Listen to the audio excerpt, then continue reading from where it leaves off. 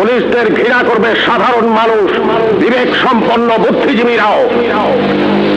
আপনারা সবাই ভুলে যাবেন AK-47 মতো মারাত্মক অস্ত্র পাওয়া গিয়েছিল আসামিদের কাছে। যদি জনগণের কাছে ধরা পড়ে ওই আসামিরা গণপিটুনিতে মারা যেত, আপনারাই বলতেন ভালো হয়েছে, পুলিশের কাছে গেলে ছাড়া পেয়ে যেত। একটা কথা মনে রাখবেন, পুলিশ কখনো আসামি ছাড়ে না। আসামি ছাড়ার অধিকার শুধুমাত্র বিচার বিভাগের।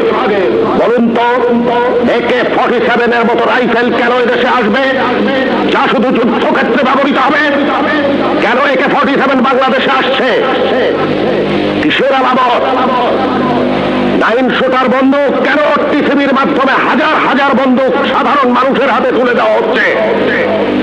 কেন? কে জবাব দেবে?